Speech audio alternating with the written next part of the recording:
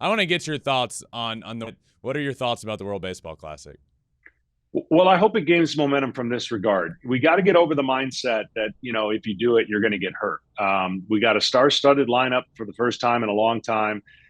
We need to get some of the stars in the rotation to acknowledge that this is something that they can do and it isn't going to hurt them. I never went to spring training once thinking I was going to get hurt.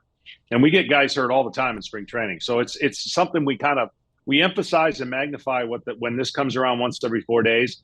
Look, you're not going to get a player coming off an injury. Oh, I totally understand that. You're not going to get a player who made a deep run in the postseason as a pitcher. I get that.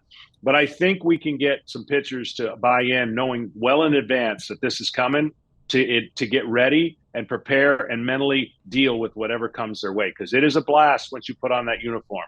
It is a change in your mindset. It's a change in the structure. But I'm telling you, if you deal with it mentally and you approach it in a way that I get to put the USA uniform on my chest, you'll never regret it. And I think that's the momentum gaining from the star players who have committed this past year and telling the story of how unbelievable this was. And it's once every 4 years or once every 3 years, however they do it. And I think we'll gain momentum that way. I know in your career, the strong majority of it, you were in the playoffs. But let's put that aside for a second. Would you have participated in this tournament?